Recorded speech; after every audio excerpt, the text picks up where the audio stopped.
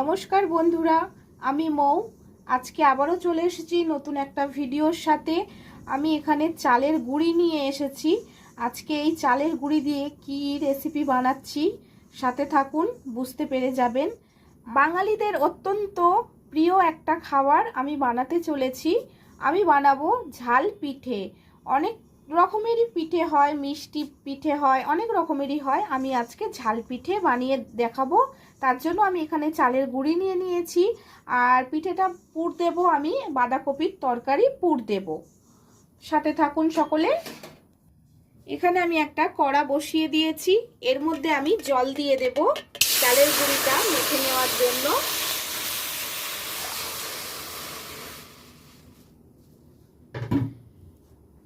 এর মধ্যে লবণ দিয়ে দেব।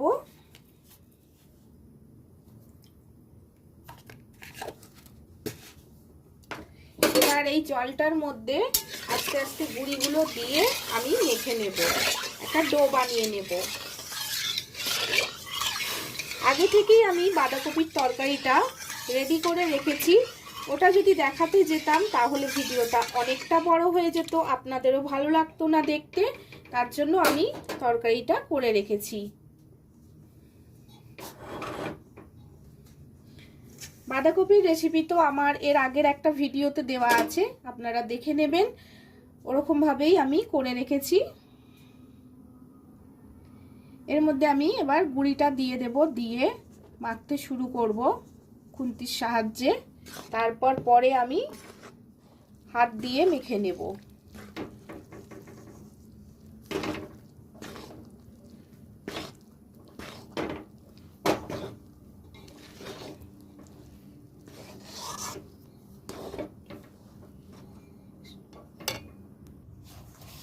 আমি কড়া থেকে চালের গুঁড়িটা নামিয়ে নিয়েছিলাম, আর এরকম মেখে নিচ্ছি। একটা ডো তৈরি করে নেব, মেখে সুন্দর একটা ডো তৈরি করে নেব। এই যে আমি ডোটা তৈরি করে নিয়েছি ভালো করে মেখে। আর এখানে রয়েছে বাঁধাকপির তরকারি, দুপুরে খাওয়া হয়েছিল আর রেখে দিয়েছি অর্ধেকটা। এটা দিয়েই আমি এই পিঠেগুলো তৈরি করব। এরকম করে ডো কেটে নিচ্ছি। তারপর কিভাবে আমি পিঠেটা তৈরি করছি, মুখটা মারছি, আপনাদেরকে দেখিয়ে দেব। নতুন পুরনো বন্ধুদের অনেক অনেক ভালোবাসা। এতটা আমাকে ভালোবাসা দেওয়ার জন্য সকলে এইভাবেই আমার পাশে থাকবেন। নতুন বন্ধুদের অনুরোধ করছি চ্যানেলটা সাবস্ক্রাইব করে বেল আইকনটা অল করে রাখবেন। এরকম নিত্য নতুন ভিডিও আপনাদের কাছে চটজলদি পৌঁছে যাবে। এই যে এইভাবে পিঠেগুলোর সব মুখ মেরে নিতে হবে। আমি আগেই অনেক বানিয়ে রেখে দিয়েছি, কটা রেখে দিয়েছি আপনাদেরকে দেখাবার জন্য যে আমি কিভাবে পিঠেগুলোর মুখগুলো মেরে নিচ্ছি, একটু দেখাবার জন্য রেখে দিয়েছি। এই যে এটা আমার হয়ে গেল, দেখুন এগুলো আমি সব বানিয়ে নিয়েছি। আর কটা আছে আপনাদেরকে দেখানোর জন্য। এরকম লেচি নিয়ে নিয়েছি, একটা বোল নিয়েছি আমি, নিয়ে এরকমভাবে বাটির আকারে তৈরি করে নিতে হবে। এর মধ্যে চামচের সাহায্যে তরকারির পুরটা দিয়ে মুখটা সুন্দর করে মেরে দিতে হবে, না হলে তরকারিটা বেরিয়ে যাবে। এই দেখুন আমি এই তরকারি ভরে দিলাম, দিয়ে মুখটা মেরে দেব।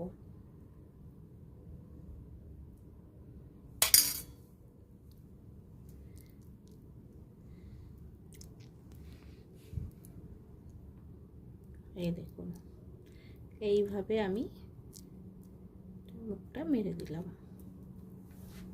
বানানোটা কিন্তু খুবই সহজ, একদমই কঠিন কোনো কাজ নয়। আর যারা পারেন তারা তো জানেনই। প্রত্যেক কটি আমি এরকম ভাবেই তৈরি করে নিয়েছি। একটু সময় লাগে, একা হাতে করতে গেলে একটু সময় লাগে।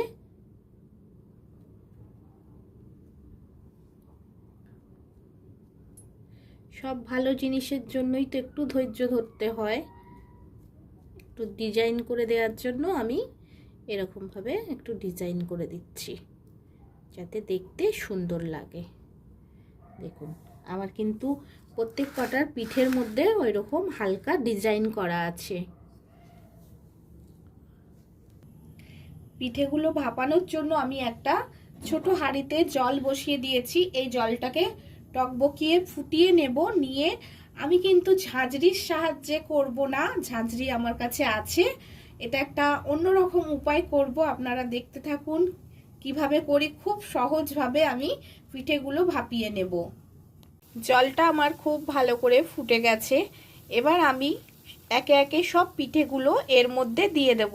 এটা কিন্তু নতুনত্ব একটা উপায়। এটা ঝাঁঝরিতে করলে বারে বারে দিতে হয়, আবার তুলে নিতে হয়।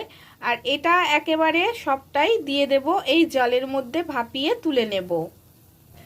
দেখতে থাকুন আমি কিভাবে করছি।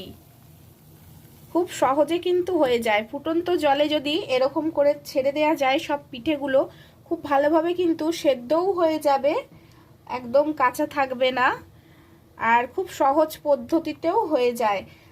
আর ঝাঁঝরিতে বা কাপড় বেঁধে যদি করা হয় বারে বারে পিঠেগুলো তুলতে হবে, আবার দিতে হবে। আর এইভাবে করলে আমি সব কটি পিঠে কিন্তু আমি একেবারে দিয়ে দিতে পারবো। দেখুন একে একে সবকটি পিঠেই আমি দিয়ে দিয়েছি জলের মধ্যে। আপনারা কেউ এরকমভাবে করেছেন কিনা আমার জানা নেই, আমি কিন্তু এরকমভাবে করে থাকি। কতটা সহজ উপায়, ঝঞ্ঝাট ছাড়াই একভাবে এতগুলো পিঠে একেবারে সেদ্ধ করে নেওয়া যাবে। খানিকক্ষণের জন্য আমি একটা ঢাকা চাপা দিয়ে দেব।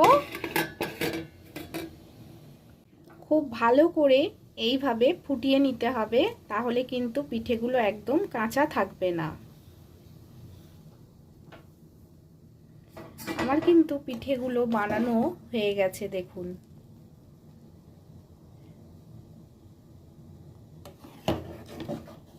এই দেখুন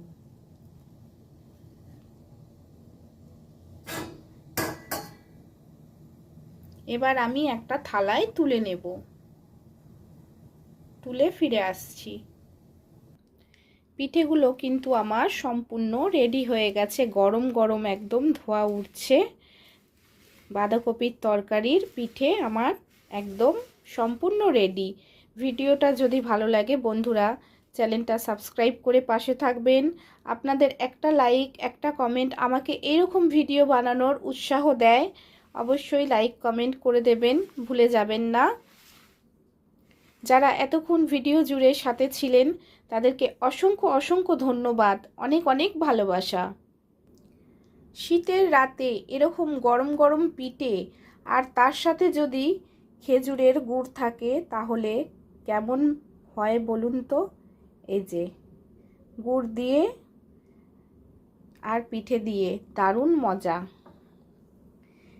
এই ছোট্ট ভিডিওটা যদি আপনাদের ভালো লেগে থাকে লাইক কমেন্ট করে সাথে থাকবেন, পাশে থাকবেন। আজকের মতন এখানেই আমি বিদায় নিচ্ছি। সকলে ভালো থাকবেন। আবারও ফিরে আসবো নতুন একটা ভিডিওর সাথে।